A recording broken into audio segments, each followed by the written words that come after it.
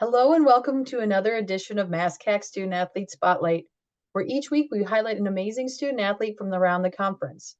I'm Emily Liu, MASCAC Assistant Commissioner, and speaking with me today is MASCAC SAC President Abbie Wing of Worcester State Women's Lacrosse. Thanks so much for being here with me, Abbie. Thank you for having me. All right, so start off with a kind of softball, easy question. What was the driving force behind you playing women's lacrosse? So growing up, I had played basketball and soccer, and I played softball. My dad was a coach.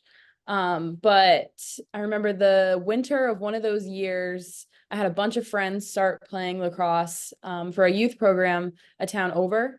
And I had always thought that the sport was really cool. So I begged my mom to let me try it because I didn't really love softball. And then luckily she let me try it, and I've loved it ever since. And then when it came to wanting to play in college, where I'm from in Connecticut, lacrosse isn't a huge sport. The program at my high school was like just getting started. So it wasn't popular. There weren't great structured programs. So a large part of me just wanted to play for a program that was solid and to play for a coach who's as invested in a team success as my coach is.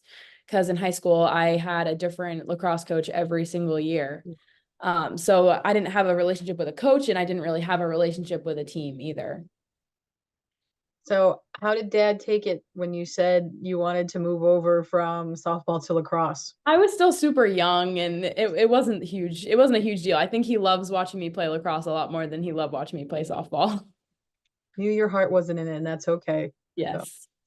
all right. So you alluded to it a little bit, but you're from Connecticut, not Yeah. exactly down the road from Worcester State, but how did you end up there? So I was a little late to the recruiting process. I'm a first generation college student, so I hadn't really thought much about, college stuff until it came to, the end of my junior year, beginning of senior year. So my mom found a prospect camp in Bridgewater, Mass, for me to go play in front of a couple of coaches, and that's where I met Kelly, my coach. I had never heard of Worcester State before, so that was a pleasant surprise.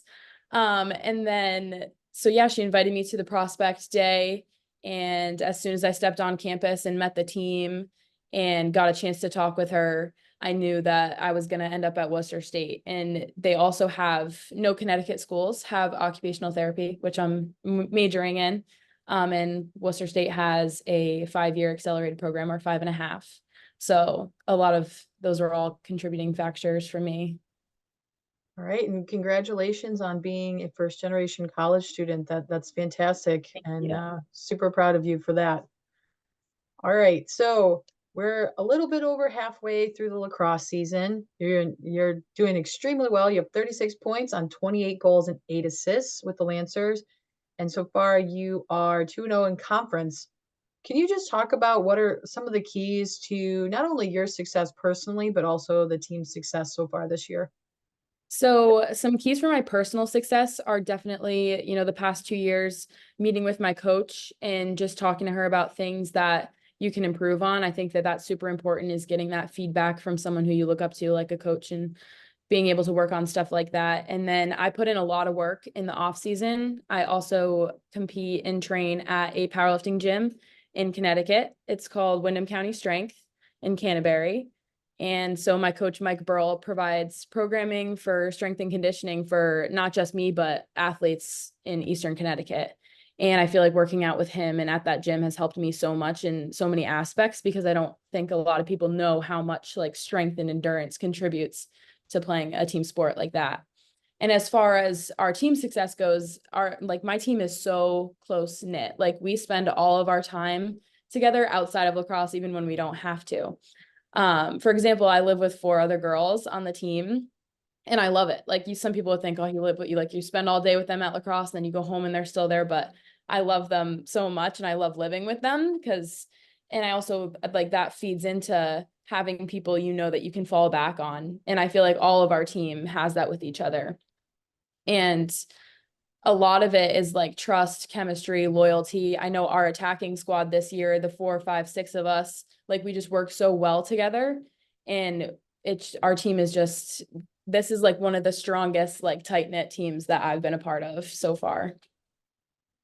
If you're not following their team account on Instagram, you need to because they're a lot of fun to watch. They do the most random stories and it's hilarious. I enjoy seeing what you do pregame. So grateful to see how just how tight you all are. All right. So you mentioned this a little bit earlier. Your occupational therapy is what you are going to receive your degree in. Can you just kind of talk about some of your short-term goals and then maybe some of your more long-term ones? Yes. So I am an occupational therapy major. I have a minor in psychology as well as disability studies. Short-term goals for me would just be continuing to do well in the program. I've been very fortunate as like doing well. I had a 4.0 last semester, so just keeping stuff like that is super important to me. And then obviously earning my bachelor's and then my master's degree are in the short term for me. And then long term, I want to work in either an inpatient facility or a setting with children. I just did my first physical disability setting at Fairlawn, which is right down the road from here, which was an inpatient setting, and I really loved it. I loved seeing the therapists interact with the patients, and that kind of sparked something. So I haven't been able to be in a setting with children yet, but as of right now, I think an inpatient facility is probably where I might end up at. Right. That sounds awesome. So you are the current MASCAC SAC president. Yay. So tell me, why did you want to be a part of SAC and what has your time on SAC meant to you? I love being a part of SAC at Worcester State. We do a lot of things with the community, like Special Olympics. We just did Special Olympics a couple months ago, and then the Boys and Girls Club is actually coming up this week. So being able to interact with people who are like around us and people who aren't necessarily from Worcester State is like huge. And then being a part of SAC has kind of allowed my leadership skills to kind of take a step up because as president, I'm kind of in a role like to be the voice for people who, from around MASCAC. So that's super important for me. And it also has kind of allowed me to get out of my comfort zone because I'm a really kind of quiet person. So being able to talk to people who aren't from Worcester State is a big thing for me. And I just really like how much at least Worcester State SAC does for the community.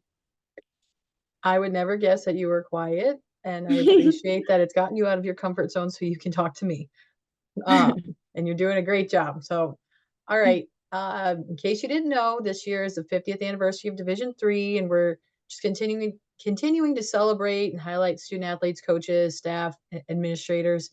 So, can you just share what are some of your favorite memories that you've had that you know that you'll look back on your college career and they kind of just stick with you?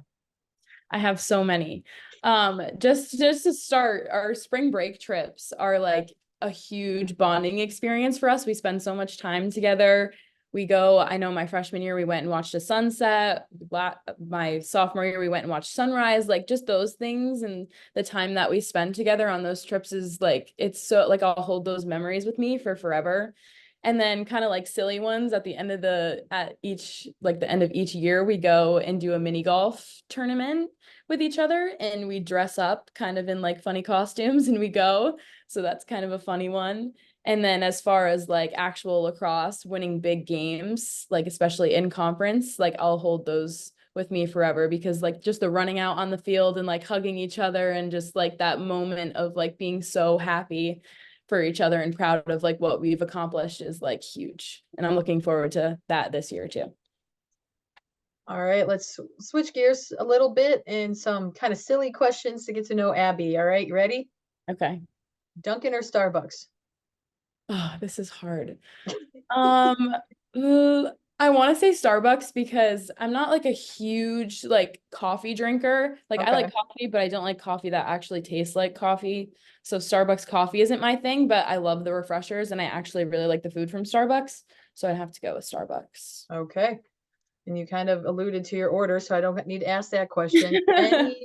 And this could be you personally, or maybe something as a team you do, but any pregame rituals or superstitions? Um, for me, I really like we write on our wrist like the number of people on our team and then who you play for. I really like that. And then also pregame getting our hair done. We have a couple of designated hair braiders. So just those kind of routines are really special to me. Right, this is an interesting one, but do you prefer indoor or outdoor lacrosse? Outdoor. Outdoor in the like the summer, springtime is like Okay. my favorite peak lacrosse. But Okay. even playing in the snow sometimes is fun. The snow, the rain, just it builds character, makes you tougher. If you could go on vacation for free, where would it be and why? Oh, I would actually want to take a trip to like Montana, Wyoming, like do like a trip of the national parks. I went in 2020, I went to Jackson Hole, Wyoming with my family, and we just kind of drove through Yellowstone. But like if I had the opportunity to actually like go through those places and see the sights and stuff like that, I would love to do that. All right, last one. Worcester State, royal blue or gold? Royal Blue. Yeah, you like the blue? Yes. Abbie, thank you so much for talking with me today. Thank you for having me. And stay tuned next week for another edition of MASCAC Student Athlete Spotlight.